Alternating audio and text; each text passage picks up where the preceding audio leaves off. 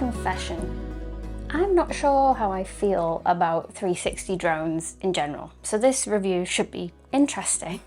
I want to give the DJI Avata 360 a real-world thorough test and see if it really could be a new, innovative, creative tool, or if it is quite gimmicky. I don't know yet, but I want to find out. DJI kindly sent me this unit to test, but all thoughts are my own, as ever. Let's get stuck in.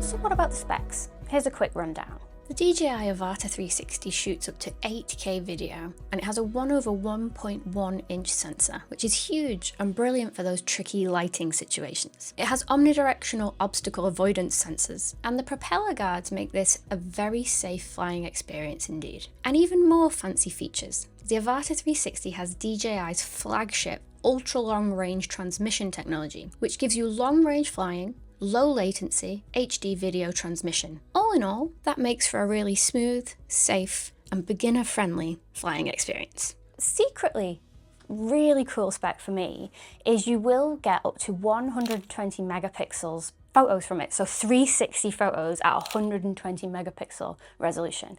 Now I've sort of dabbled in drone photography in the past. It's all right, it's not set my world alight, but this has actually really impressed me, and it sort of gives you a whole new way to see the world. Much in the way that 360 photo and video does, but imagine that amplified, because you're in the blooming sky. It's so cool. I find editing the 360 photos in the app really intuitive as well, and you can get so many different variations out of one photo.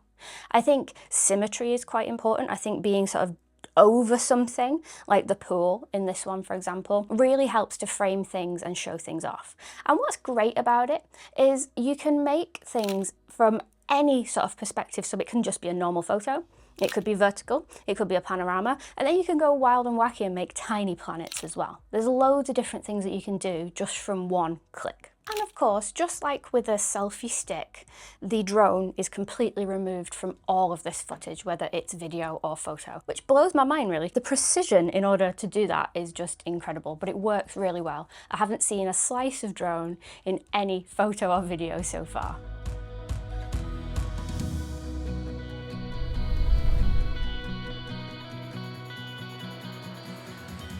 You see, I'm quite old school when it comes to my drones. I started off with the original Mavic Pro, loved it, and then quickly wanted a bit more adrenaline. And if you're a regular viewer of this channel, you may not know that I regularly fly FPV. I don't talk about it much on here because there isn't much overlap, but I do. I had the DJI FPV originally and then the Avata. I am hoping that the Avata 360 will allow me to still get that adrenaline rush. I think FPV flying is super challenging, and my goodness, right, look at my original Avata.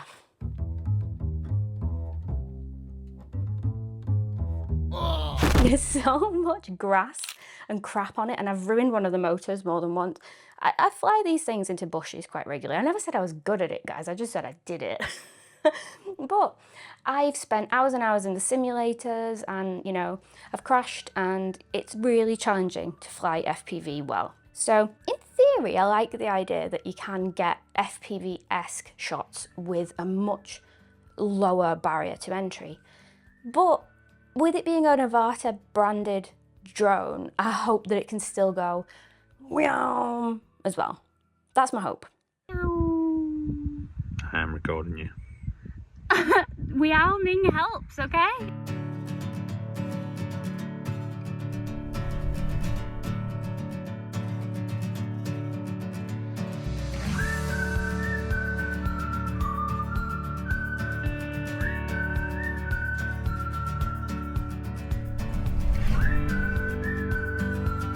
Having used both standard drones and FPV drones in the past, I have two camps that I think of with drones. You have compact, foldable, simple. You just have to get it in the air, use the auto tracking modes, fly at a nice safe pace, get the shot and come back down. That's one category. Then you have FPV, which is fun, adrenaline, unconventional, eye-catching shots. But the payoff is you get a lot of extra stuff, right? Usually you have to use goggles and specific controllers, and there's more things to charge and more things to think about. So you have this payoff of like more interesting shots, but more inconvenient. That's how I see it. But then when I saw the Avata 360, I think it might have the potential to be the best of both worlds rather than the worst, because you have a simple controller. You can buy this with goggles and with the joystick thing if that's for you. It's not for me. I've spent too many hours in a simulation to learn how to use a proper controller that I'm never giving that up. I love that there's only 2 things to you take out with you. I love that you don't have to connect your phone to it. And I love that the propellers are guarded. That's a big thing around the original Avata. It gives you so much more confidence when you fly, because you know if you hit something, you know, it's safer. It's safer for the drone and it's safer for whatever you hit. I think it could be fun and convenient and in the middle of these 2 categories and the best of both worlds rather than the worst. So, how does it actually feel to fly the DJI Avata 360 in the real world? Maiden voyage. It is a blindingly bright day. Take off. Home point update.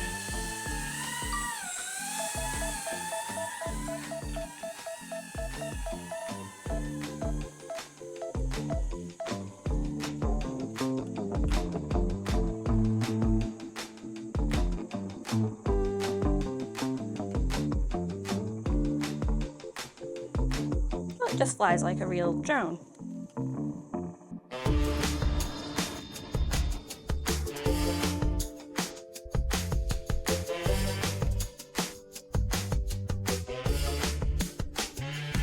Max altitude reached. Yeah.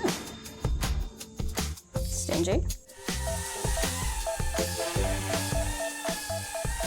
God, that's loud.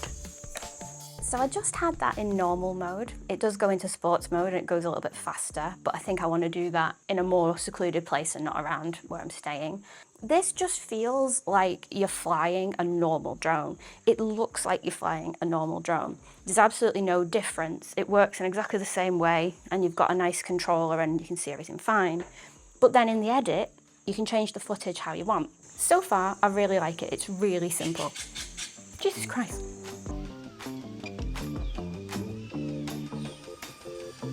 God, that thing is rapid. So like quick. Is that sport mode or? Yeah, that's sports mode. You were my perfect subject at the end. I was going to go, Want to go back down? yeah!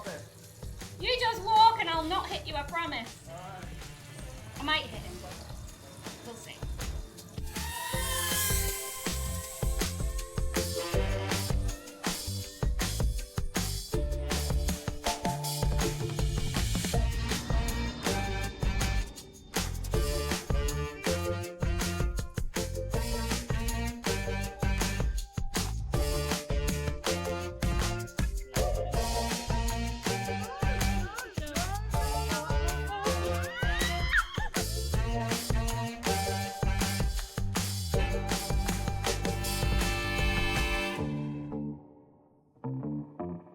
While the Avata 360 is not full acro mode, like it will hover in the sky if you don't touch any of the thumbsticks, the sports mode isn't a world apart from it, and it's actually surprised me how much freedom you have in that mode. It's like the best of both worlds. Like I like to pinch grip to have a little bit more control, and there's like a green V on the screen, and as long as you aim for that, you know you can get through the gap. It's not acro, but it's pretty safe, it's pretty fun, and it's blooming fast. My friend Josh, this is his wedding venue actually. I wouldn't be here otherwise, it's gorgeous. He was following me with one of his drones just to get some B-roll, and he could not remotely keep up. We have a cool job. It is so much fun. It's way more fun than I was expecting. I'm gonna recharge my battery and have another go.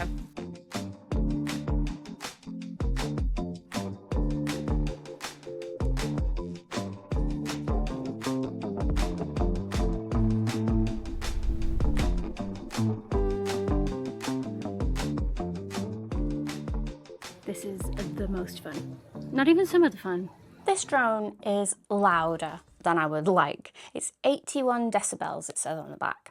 It's certainly a lot louder than a traditional drone. You can barely hear the Mini Pros. It's really, really cool. But the benefit of that is it's also way more powerful. With the original Avata, you really had to be concerned with the wind. I was shooting this shot of my friend running down a street, and it wasn't an overly windy day, and the drone was just like, bye. It really was much lighter and much less powerful, but that has its pros and cons as well, like in a cinewhoop sort of style. This is very powerful, and even in some of the more extreme winds here in Cape Town, it's quite well known for it, it's done absolutely fine. For this flight, I just wanted to go in a straight line and just see what I could add in post. And even just turning it round backwards looks stunning. And you can see it on the handset as well.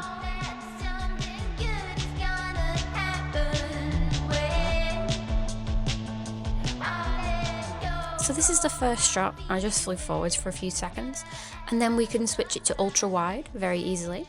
This is the same clip backwards, so you get an entirely different view just from the same clip. Then I did sort of a keyframe over the road, which is quite interesting. And then I went weird and did the tiny planet. So the flying experience of the Avata 360 is very, very similar to a standard drone. In fact, if you handed this off to someone who didn't know it was 360, they would have no idea. You can just see the standard view in the controller and everything else works as normal. The magic happens really in the edit. And I think this is a great drone for someone who doesn't currently have a drone, because you can use it in all of the standard ways and the 360 on top. My overall feeling when I'm flying this drone is, yes, you have the exhilaration because it's always quite fun to fly a fast drone, but overall I feel overwhelmingly safe. You can see very clearly where you need to go, and you have like this amber system, so it'll go like green, orange, red the closer you get to stuff, and then it'll like sort of scream angrily at you if you get too close to things.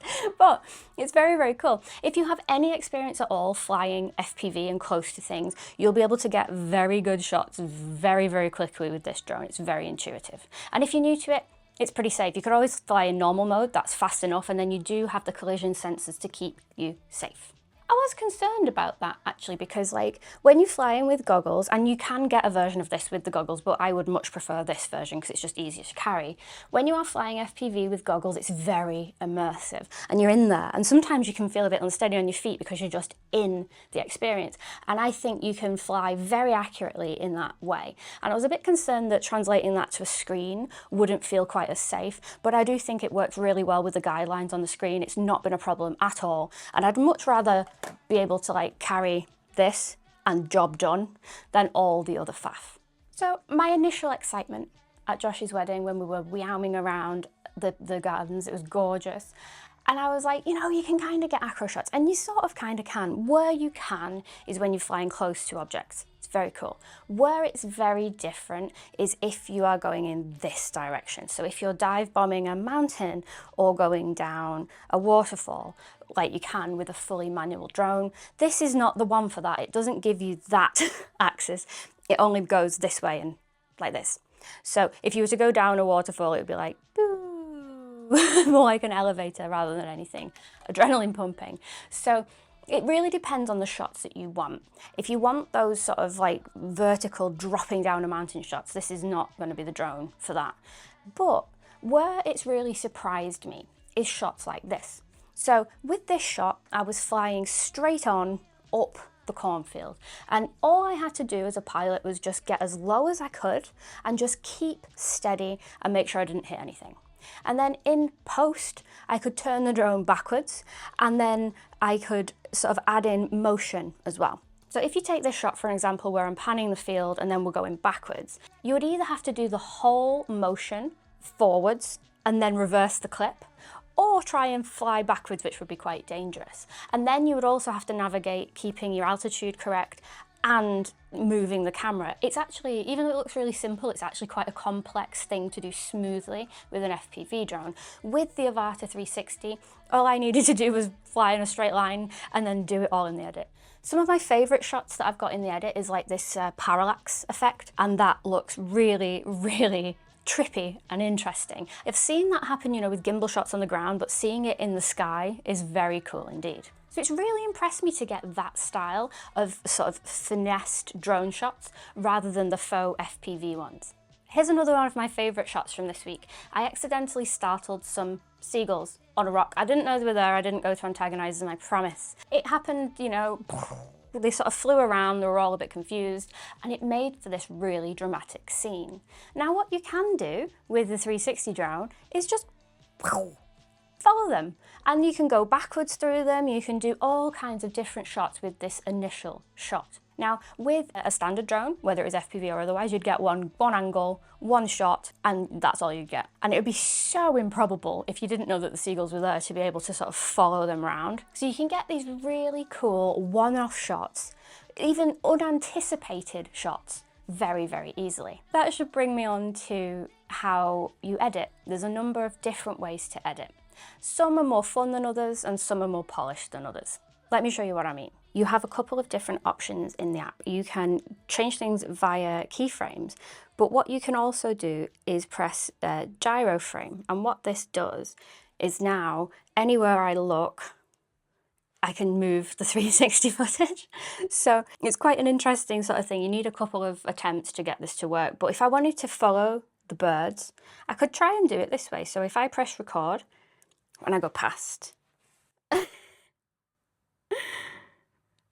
you look a bit crazy doing it, but it gets the job done. Now, sometimes it's not always the smoothest, and sometimes I think, honestly, this mode is a really good mode for just experimenting and seeing what you could get out of a piece of footage. Maybe you could go around like this and figure out the movement that you want, and then keyframe things more precisely on the desktop, or you can sort of have a couple of attempts at this and get it quite smooth.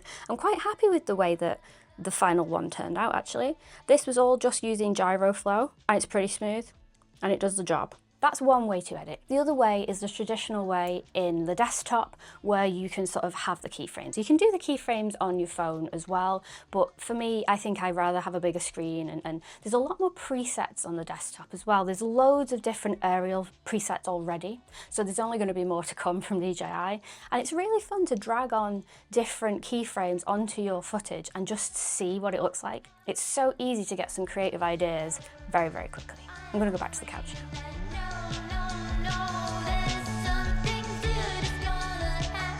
So who is this drone for? Well, if you are an FPV pilot and a purist, this may not be for you unless you really want to dabble with 360 creativity. If you can already fly rings around things, this may be sort of less exciting for you. However, if you are an existing drone user and you would like to get more speed, more adrenaline, but also more creative photo and video, this is a great step. And as I've said as well, I think the main person for this drone actually would be someone who doesn't have a drone at all, because you can use it as a standard drone without any bells and whistles, but you have all of the 360 benefits on top. So if this is in your budget and you are in the market for a drone, you sort of might as well. It does everything a normal drone does, and it does fast stuff, and it does 360 stuff. What's not to love? So, is the Avata 360 for me? And where does it sit in my little fleet of drones? Will it be the one that I gravitate towards personally? Well, I think it's definitely in my top 2. I think for short weekends away and just simple shots and having something very, very small, I'm still going to use my Mini Pro 3. It's sub 250 grams, it's absolutely minuscule, and I can fit it in like my normal camera bag. And if I just want some standard pootling along shots, I think it does the job wonderfully. And I love how quiet it is, it's crazy. However, if I want more creative shots and certainly photography from the sky, and if I'm in an area that's maybe a little bit more remote, like I would love to take the 360 around like the Faroe Islands or something, I think the Avata 360 is certainly the most impressive drone that I own in terms of what it can give you. But it is that little bit bigger, it is that little bit louder. For my adrenaline sort of flying, which is more just for the fun of trying to get close to stuff rather than necessarily getting great footage, I still love the original Avata. It's very light, it's so robust, I've crashed it 1,000,001 times, and it really is fun and immersive to fly. I don't think the footage is as good as what you'd get out of the Avata 360, but it is a really fun experience. So that's what I'm going to be using going forward. If I owned none of them and only could buy one, I would buy the Avata 360, because as I said, it does both things, so why wouldn't you? Let me know what you think in the comments, and is this drone for you?